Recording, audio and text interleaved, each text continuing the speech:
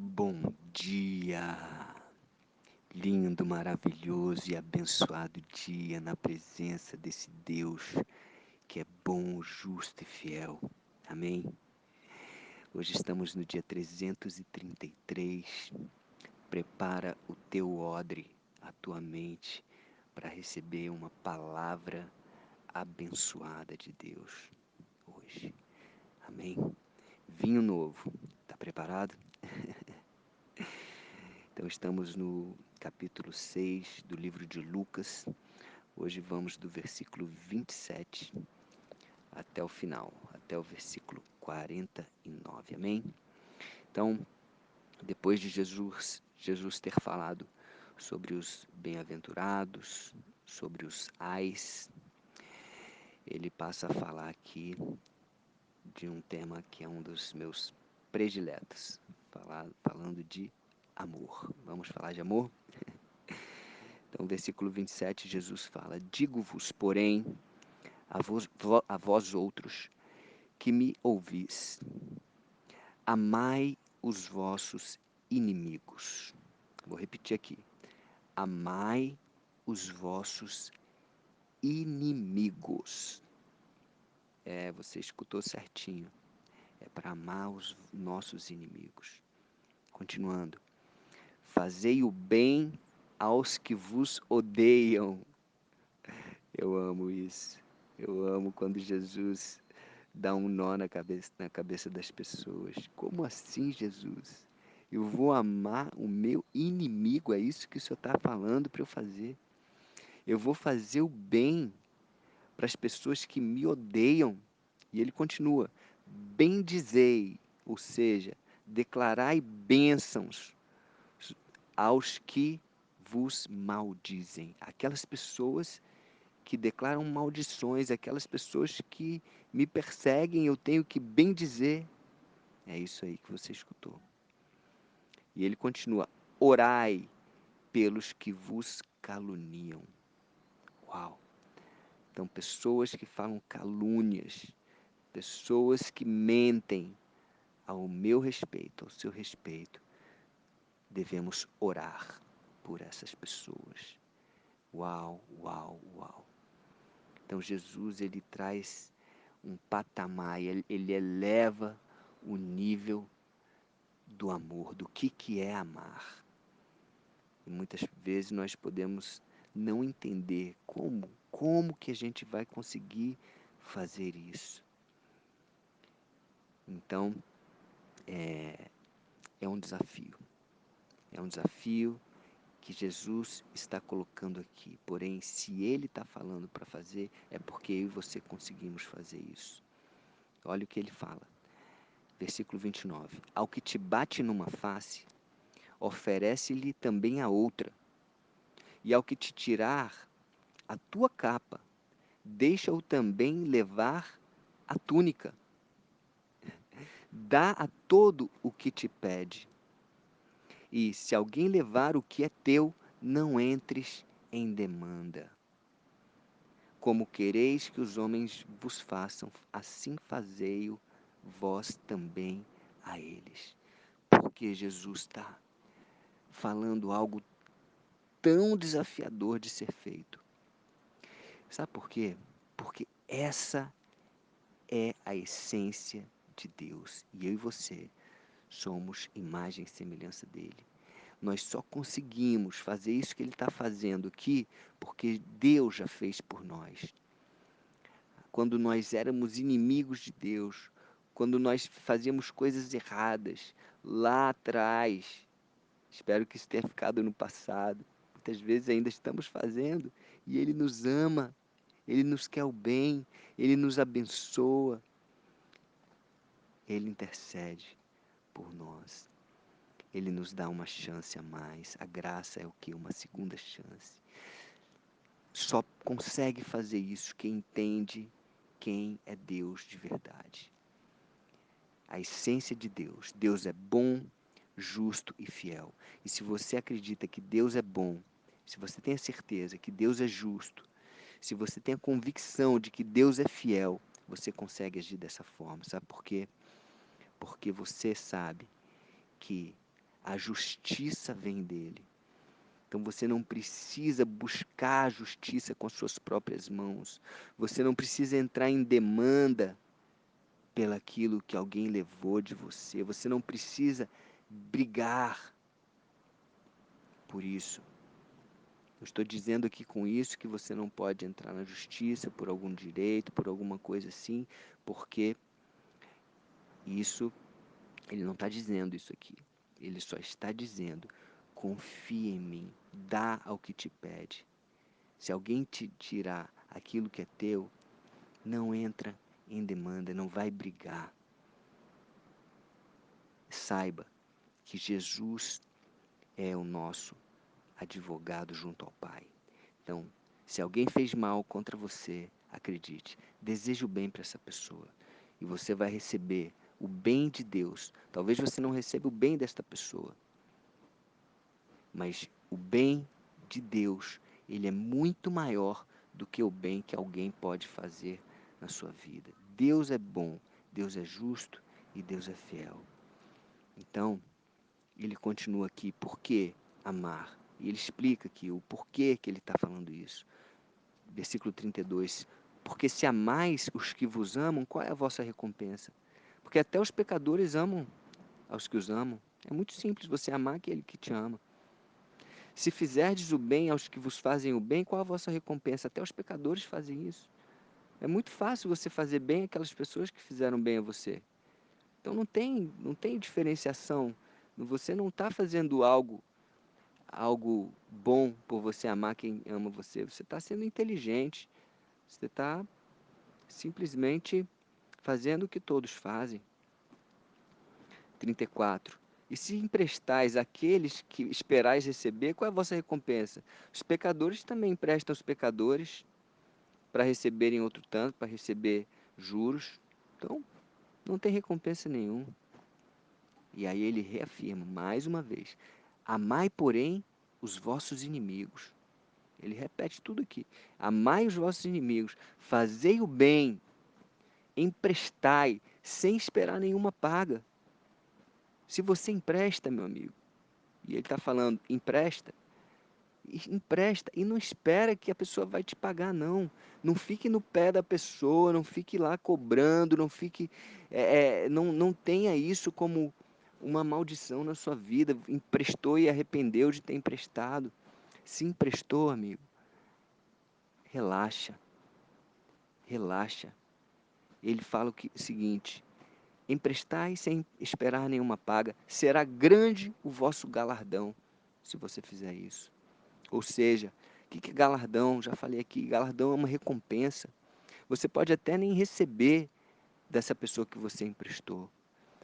Ela pode até não pagar você, mas você, mesmo que ela não pague, você pode se alegrar. Até se ela não pagar, melhor ainda. Sabe por quê? Sabe quem vai pagar para você?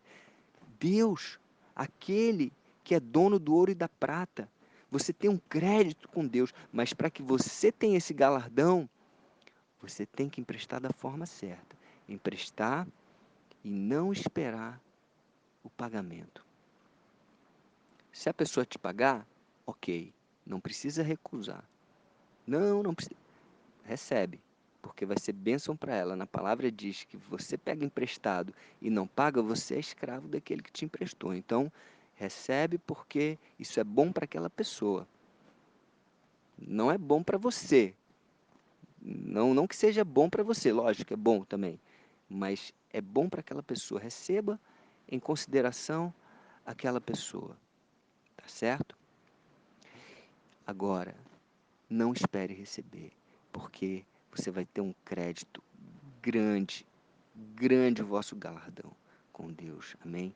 E aquele Deus que viu o teu coração, que viu a pureza, que viu que você fez da forma correta, sem falar, sem mostrar para ninguém, ele vai te recompensar em secreto. Amém? E a tua recompensa vai ser grande. Então, muitas vezes você vê pessoas sendo abençoadas, prosperando, você não sabe o que ela faz em secreto. E Deus está dando o favor dele. O favor de Deus vai estar sobre a sua vida aonde você for. Portas vão se abrir. Amém? e sereis, continuando aqui, e sereis filhos do Altíssimo. Imagina, esse é meu filho, esse tem a minha coroa, esse tem a minha promessa, esse tem o meu favor. Então portas vão se abrir, você vai ser diferenciado. Nem todos fazem assim, aliás, são poucos o que agem dessa forma. Se você quer o galardão, se você quer a bênção de Deus, haja dessa forma, dá uma sorte.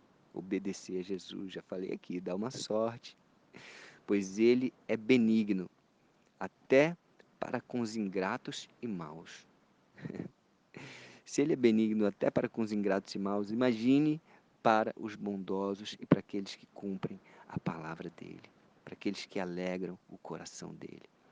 Versículo 36. Sede misericordiosos, como também é misericordioso o vosso Pai. Amém? Você tem o DNA do seu Pai, que é Deus. Amém? Então, se Ele está falando aqui, você consegue. Fala assim, eu consigo. É um desafio, porém, eu consigo. Eu vou conseguir amar os meus inimigos. Eu vou conseguir fazer o bem aos que me odeiam. Eu vou conseguir bendizer, declarar bênção aos que me maldizem. Eu vou conseguir orar pelos que me caluniam. Eu vou conseguir emprestar, porque eu vou ter em abundância aqueles que me pedem, sem esperar nenhuma paga. Eu vou conseguir. Fala aí. Fala aí. Tudo posso naquele que me fortalece. Amém? Versículo 37. Não julgueis e não sereis julgados. Não condeneis e não sereis condenados. Perdoai e sereis perdoados. Então, aquilo que você faz tem uma consequência. É a lei da semeadura. Plantou, colheu. Então, se você está julgando as pessoas, se você está com um julgamento pesado em cima das pessoas, acredite, vai vir um julgamento pesado para cima de você. Se você está condenando as pessoas, cuidado, você vai também ter uma condenação, cuidado. Se você não perdoar, você também não vai ser perdoado. Está lá em Mateus, na oração que Jesus nos ensinou, né? No final, pois se você perdoar, vai ser perdoado, porém se não perdoares, tampouco vosso Pai Celeste vos perdoará. Então, acredite, existe a lei da semeadura sobre a sua vida. Então, faça o que Jesus está falando aqui, para de julgar, não julgue, não condene e perdoa a todas as pessoas que fizerem algo contra você. E ele continua, versículo 38, dai, é bom dar. É bom dar, fala aí comigo. É bom dar, é bom dar. Melhor do que receber é dar. Então ele fala: dai, e dar-se-vos-á boa medida, recalcada, sacudida, transbordante, generosamente vos darão. Uau! Vamos repetir isso aqui? Dai e dar-se-vos-á, a lei da semeadura. Você deu e você vai receber. Só que você vai receber, olha como você vai receber.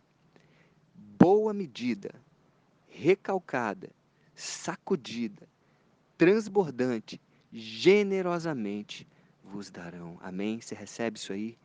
Então dê de coração, dê com alegria. Quando você for ofertar na casa de Deus, dá com alegria, assim como está lá em 1 Coríntios, já falamos sobre isso aqui.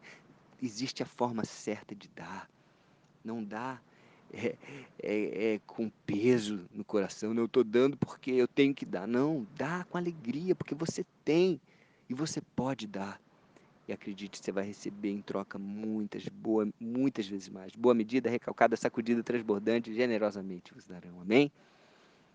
Porque com a medida com que tiverdes medido, vos medirão também. A lei da semeadura. Julgou, vai ser julgado com a mesma medida. Condenou, vai ser condenado com a mesma medida. Agora, o bem também vai vir para você, só que aí não vai ser com a mesma medida, vai ser muitas vezes mais. Amém? Versículo 39. Propôs-lhes também uma parábola. Pode porventura um cego guiar a outro cego? Não cairão ambos nos barrancos, no barranco?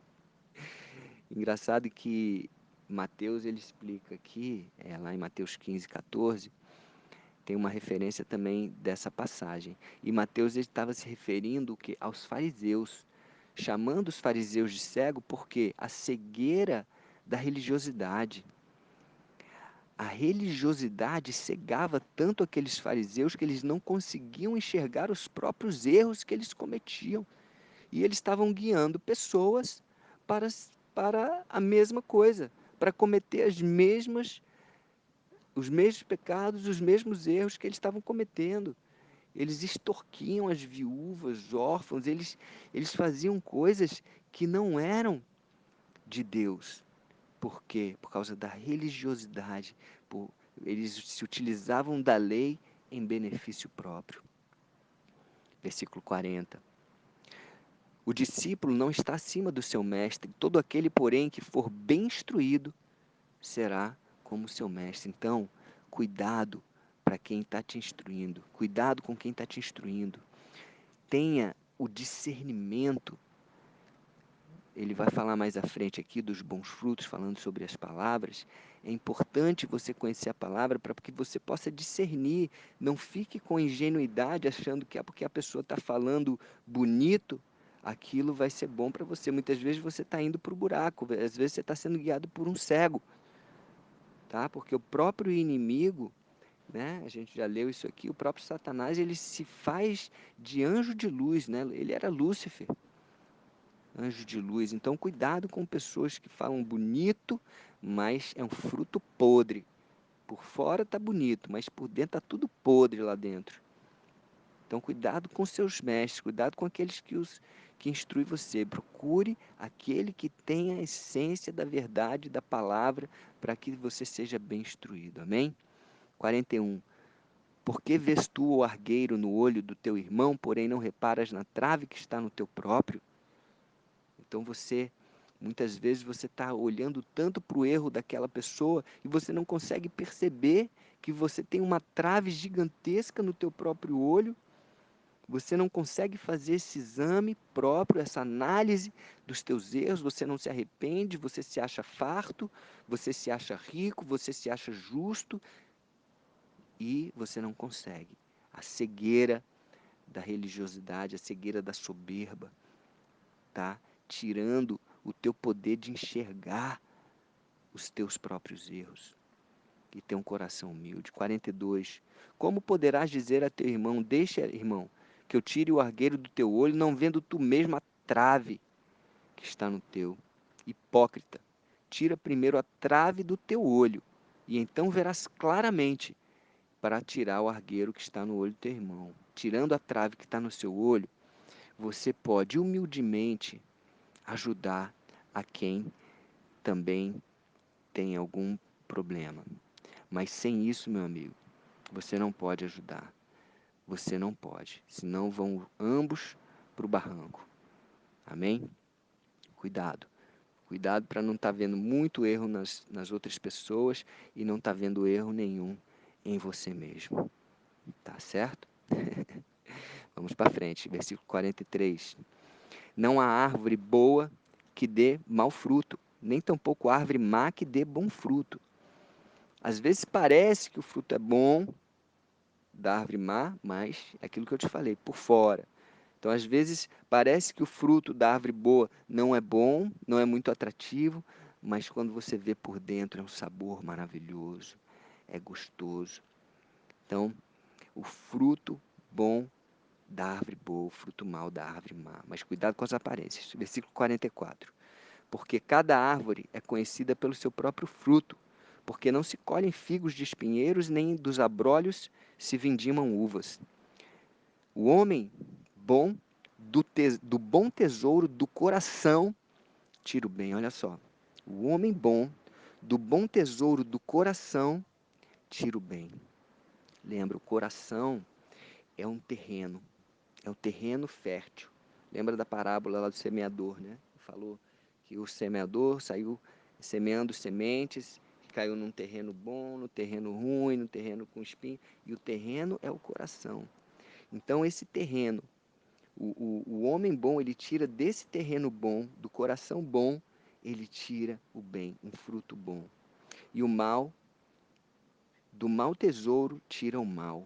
Então, o coração ruim vai gerar um fruto ruim. Porque a boca fala do que está cheio o coração. Ou seja, o que a boca fala? As palavras que saem dos nossos lábios, elas vêm do nosso coração. Se o teu coração é puro, você vai gerar palavras puras, vai gerar bons frutos.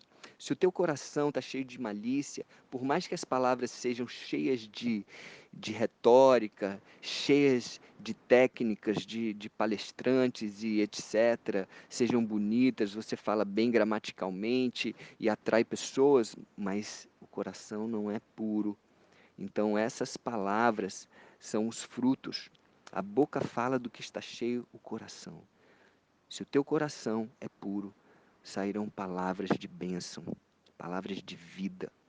Se o teu coração é cheio de malícia, é podre, vão sair palavras que, por mais que possam parecer bonitas, elas estão carregadas de veneno e de maldição, como os próprios fariseus faziam. Amém? Então vamos cuidar do nosso coração primeiro, para que as palavras que saem dele sejam palavras de bênção. Versículo 46 agora, fechando aqui até o 49, sobre os dois fundamentos. Olha a parábola que traz Jesus aqui forte. Por que me chamais Senhor, Senhor, e não fazeis o que vos mando? Todo aquele que vem a mim e ouve as minhas palavras e as pratica, eu vos mostrarei a quem esse é semelhante. Ele é semelhante a um homem que, edificando uma casa, cavou, abriu profunda vala e lançou o alicerce sobre a rocha. E vindo a enchente, arrojou-se o rio contra aquela casa e não a pôde abalar, por ter sido bem construída. Então, um homem que pratica a palavra, ouve, vem a mim, vem a Jesus, ouve as palavras de Jesus e pratica, presta atenção, e pratica, ele é igual a um homem prudente que edificou sua casa sobre a rocha, sobre um alicerce poderoso, cavou, abriu profunda vala, ele investiu tempo na construção desse alicerce e ele escolheu o terreno certo, a rocha. Quem é a rocha? Jesus. Jesus é a rocha. Então, sobre a rocha, ele investiu tempo, ele cavou, ele abriu profunda vala. Então, ele investiu um tempo na construção desse alicerce. E quando a casa foi construída, quando a casa ficou pronta, nada podia abalar essa casa. Então, lá em Mateus fala do vento impetuoso, que veio o vento. Aqui fala sobre o rio, a enchente. Veio uma enchente e arrojou-se o rio contra aquela casa e não pôde abalar. Nada vai abalar aquele que tem Jesus como a sua rocha, como a sua fortaleza e que pratica dia e noite as palavras que Jesus trouxe. E são palavras desafiadoras, como você já escutou aqui. Amai o inimigo, bendizei os que vos maldizem, emprestai e não esperai nenhuma paga, e etc. São essas as palavras que Jesus nos ordena e que quem pratica essas palavras pode ficar tranquilo. Vai vir o vento, vai vir o rio, vai vir enchente. Isso vai vir. Isso é certo, porque vai vir. Vão vir as circunstâncias e as provações. Elas vão vir. Porém, amigo, fica tranquilo. Nada vai poder abalar. Nada vai poder destruir a casa que foi construída sobre o alicerce certo, a rocha. Olha o que acontece quem não pratica a palavra de Deus. Versículo 49 para a gente fechar. Mas o que ouve, então a pessoa vai a Jesus, vai lá à igreja, escuta a palavra, mas não pratica. Olha só. Mas o que ouve e não pratica é semelhante a um homem que edificou uma casa sobre a terra sem alicerces. Ele não teve alicerces. Não fez, não construiu, não demandou um tempo necessário para construir um alicerce. E arrojando-se o rio contra ela, logo desabou, e aconteceu que foi grande a sua ruína. Lá em Mateus fala que construiu sobre areia, um alicerce fraco. Aqui fala sem alicerces. Ou seja, a pessoa não teve nem o trabalho de cavar, ela não teve nem o trabalho de abrir uma profunda vala, de procurar essa rocha, que é Jesus, mas não, nem construiu um alicerce. Ela quer, esse tipo de pessoa que quer o resultado rápido, não investe num tempo de qualidade para construir esse alicerce. Na Bíblia, nós temos exemplos de várias pessoas que demoraram para receber bênçãos grandiosas, mas eu falo para você e eu declaro: se Deus tem algo grande para a sua vida, se tem uma casa bonita, uma casa grande, não tenha pressa de investir tempo na construção do alicerce, do fundamento. Quanto mais tempo você investir na construção desse alicerce, desse fundamento, no terreno certo que é Jesus, melhor vai ser, maior vai ser a glória da sua casa. Exemplo, Abraão esperou 100 anos para Isaac nascer. Ele tinha promessa de uma descendência como os grãos de areia, os grãos de areia como as estrelas dos céus. Com 100 anos apenas, Sara estava com 90 anos e ele com 100, ele recebeu. José do Egito, aos 17, vendido pelos irmãos, para os midianitas, ficou 13 anos passando por provações, mas ele sempre sabia que ali ele estava construindo, era o fundamento, ele praticava a palavra de Deus, ele praticava, tanto que onde ele ia tinha o favor de Deus na vida dele, até na prisão ele era favorecido lá e ficou como carcereiro, e depois ele foi lá um homem de honra no Egito, e ali a casa não abalou mais dali para frente. Foi bênção, inclusive, na vida dos próprios irmãos que haviam vendido ele. Davi foi ungido rei aos 17 anos pelo profeta Samuel. Esperou até os 30, venceu Golias, foi perseguido por Saul. Saul, que era rei, ele honrava Saul e ele estava ali praticando a palavra de Deus sempre. Um homem segundo o coração de Deus, praticando a palavra de Deus, construindo esse alicerce para os 30 anos, a casa vir bonita até o final da vida dele. Muitas e muitas bênçãos. Lógico, teve também uns erros aí nos percursos e colheu essas consequências mais para frente também. Jesus esperou 30 anos da vida dele aqui na terra para começar o ministério dele, e em 3 anos a casa foi grande, a honra foi grande, a glória foi grande dele e de Deus. Amém? Então, invista no alicerce da sua casa. Ouça a palavra de Deus. Conheça Jesus. Primeiro passo, conheça Jesus. Segundo passo, escuta o que ele fala. E terceiro passo, pratica. Faça o que ele manda, o que ele ordena. Porque tudo que ele falar, por mais que seja desafiador, ouvimos coisas desafiadoras hoje, sim ou não? Ouvimos. Porém, se ele falou, nós conseguimos fazer. Porque não é na nossa força, é na força de Deus. Sempre com humildade, sempre dando glória. Toda honra, toda glória, todo louvor e toda adoração a Deus, sempre a Deus. Amém? E uma casa linda será construída. E vai vir vento, vai vir as circunstâncias e não vai te abalar. Amém? Um beijo no coração.